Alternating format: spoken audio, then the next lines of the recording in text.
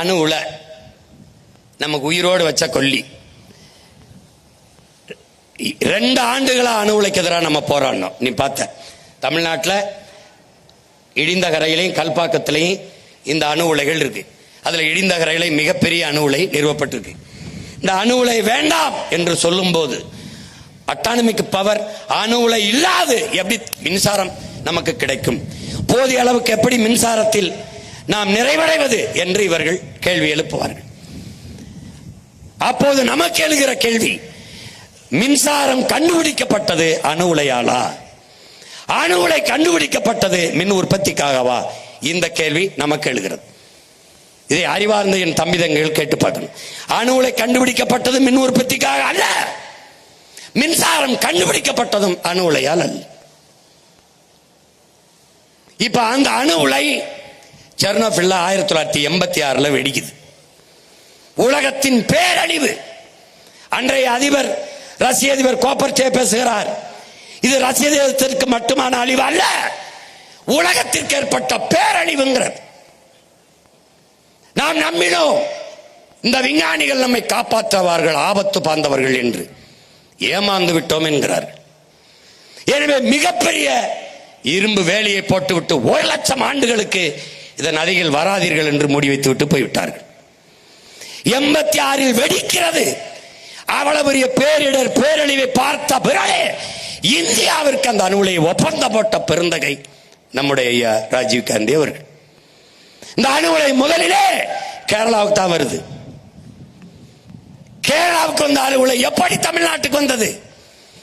இங்கே அணு உலையை வைக்க வேண்டும் என்று போராடிய காங்கிரஸ், கம்யூனிஸ்ட், அந்த நிலத்தில் ஆளுங்கட்சி எதிர்கட்சி 2 கட்சியும் எங்கள் நிலத்தில் அணு உலை கூடாது என்று போராடினார். கேரள மலையாளிகள் தெளிவாக இருந்தார்கள், நாங்கள் வெளிச்சத்தில் வாழ்வதை விடவும் உயிரோட வாழ்வது முதன்மையானது, எங்களுக்கு வேண்டாம் என்று விரட்டி அடித்தார்கள். ஏன்? அவனுக்கு முதலில் சொன்னது போல நல்ல தாய் தகப்பனுக்கு பிறந்தவன், அந்த மண்ணின் மகன், மண்ணையும் மக்களையும் உயிராக நேசிக்கிறவன் தலைவனாக இருந்தான். இங்கே இந்த நிலத்திற்கு இனத்திற்கு சம்பந்தமில்லாத தரகர்கள், புரோக்கர்கள் தலைவர்களாக, அதிகாரிகளாக, ஆட்சியாளர்களாக இருந்ததால் என் நிலம் அழிவதோ, என் ஆத்தாளப்பன் சாவதோ, என் இனம் படுகொலை செய்யப்படுவதோ, அழிவதை பற்றி அவர்களுக்கு கவலை இல்லை, அனுமதித்தார்கள். என்ன நடந்தது?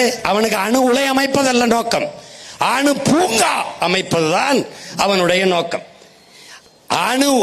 அணு குண்டின் மீது அமர்ந்திருப்பதும் அணு உலைக்கு அருகில் குடியிருப்பதும் 2 ஒன்றுதான். இது அண்ணன் சொல்லல.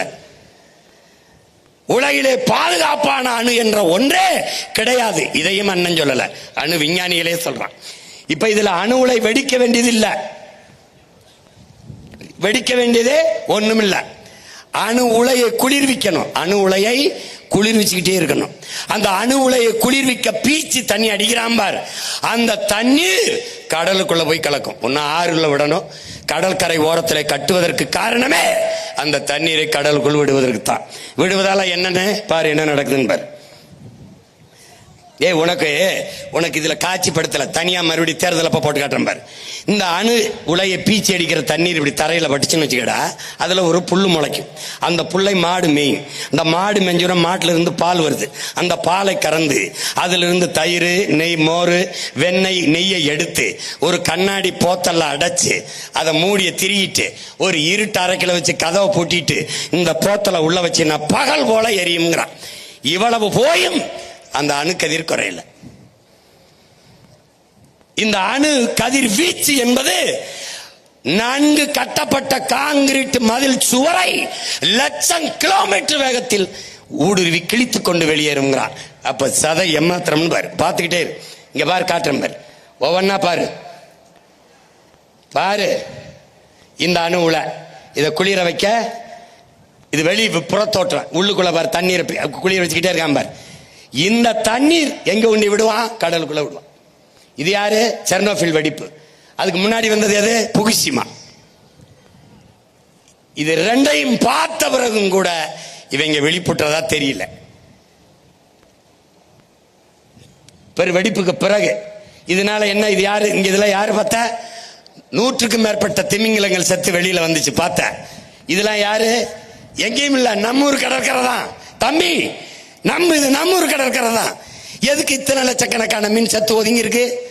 அணுக்கசிவு, அணுக்கழிவு. நீ நச்ச உள்ள விட்ட, அது தின்னுட்டு அது பொதுவாரு வாழ முடியல, வெளியில வந்து கிடக்குவாரு, செத்து கிடக்குவாரு. பாரு எப்படி செத்து மிதக்குது பாரு. அது செத்து மிதக்குது உடனே விஷத்தை. நீ இதே மீனை கொஞ்சம் கொஞ்சமா தின்னு கொஞ்ச நாளைக்கு அப்புறம் சாவ. ஏன்? அங்க போகுது, நஞ்சு போகுது. இதை தடுக்கணும். எப்போ? உன் பிள்ளை என்னைக்கு வர்றானோ அன்னைக்கு தான் இது தடுக்கப்படும். பாரு இப்ப பாரு, இதெல்லாம் தெரிஞ்சுக்காம நீ எனக்கு ஓட்டு போட்டு ஒன்றும் பயன் இல்லை. தெரிஞ்சுக்க போட்டா போடு, போல என்ன போய் எவனுக்கோ போடு. இது தெரிஞ்சுக்கிட்டு இல்ல அண்ணன் வந்தா தான் நாடு மக்களும் நல்லா இருக்கும்னா என்னை நாடு, என்னை தேடு, என்னுடைய விவசாயிக்கு ஒரு ஓட்ட போடு. புரியுதா? ஆனால் நான் செய்வது என் பிறவி கடமையை செய்றேன். நான் இந்த இனத்தில் உன்னோட பிறந்துட்டேன், உன்னை விட்டு போக முடியல, அதனால செய்றேன். ஏன்? எனக்கு முன்னவன், என் ரத்தவன், என் தலைவன் இந்த பணியை செஞ்சான். அவனுக்கு முன்னவர்கள் செய்தார்கள். இதை நான் எனக்கும் பின்னவர்கள் செய்வார்கள். வெல்வோம், இதெல்லாம் சரி பண்ணுவோம். பாரு இப்ப இது என்ன, இப்ப என்னன்னு பாரு, இது யாருன்னு பாரு. இப்ப அந்த கசிவு உள்ள போய், சாயக்கழிவு ஆழக்கழிவு உள்ள போய், இந்த நச்சு எல்லாம் போய் எப்படி கடல்வாழ் உயிரினங்கள் செத்து ஒதுங்குன்னு பாக்குற. 30 விழுக்காட்டு உணவை நிறைவு செய்வதவன் யார்? அவன் தான். அவன் ஏன் இப்படி செத்து போனமானா அதை பத்தி பேச மாட்டான். இப்ப நான் பேசணும், கவனமா இரு. இது யாரு? அணுக்கழிவு. பல ஆயிரக்கணக்கான டன் எடையுள்ள அணுக்கழிவு. இந்த அணுக்கழிவை பூமிக்குள்ள புதைக்கணும், புதைச்சு வைக்கணும். எப்படி? இந்த உலைய பாரு, இது என்னன்னு பாருதியா? இங்க பாரு, நன்கு கட்டப்பட்ட அந்த அலுமினிய தகடுக்குள்ள அப்படி கொட்டி மேல ஒரு தகடை வச்சு வெல்டிங் வச்சு அப்படி பலாயிரம் அடி பூமியை தோண்டி அதுக்குள்ள போட்டு புதைச்சு மூடணும். அப்படி மூடி வைக்கிற இந்த அணுக்கழிவு 50,000 ஆண்டுகளுக்கு அதன் வீச்சு குறையாதுங்கிறான். எப்படா பூமிக்குள்ள வெல்டு வச்சிருந்தா வச்சிருக்கான் பாரு. இத ஆழ குழி தோண்டி புதைத்தும் 50,000 ஆண்டுகளுக்கு அதன் வீச்சு குறையாதுங்கிறான். ஒருவேளை நாமெல்லாம் செத்த பிறகு, இன்னைக்கு 2800 ஆண்டுக்கு முன்னாடி இங்க வாழ்ந்திருக்கான் தமிழன்னு தோன்றான் பாரு கீழடியில, அப்படி தோண்டுனான்னு வச்சுக்க, என்ன யோசிச்சுக்க.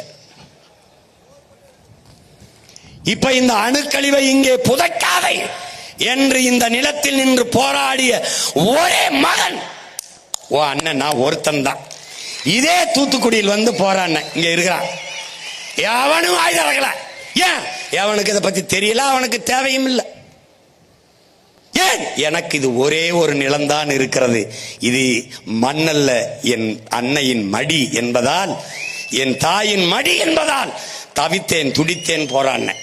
இங்க வைக்க கூடாது என்றும் போராடினவன் இந்திய ஒன்றிய அரசு கர்நாடகாவில் இருக்கிற கோலார், அங்க தங்கவே இல்லை, வேலை இல்லை, அங்க தோண்டப்பட்ட அந்த பகுதியில் புதைக்கலாம் என்று முடிவெடுக்கல, கருத்து சொல்லிச்சு.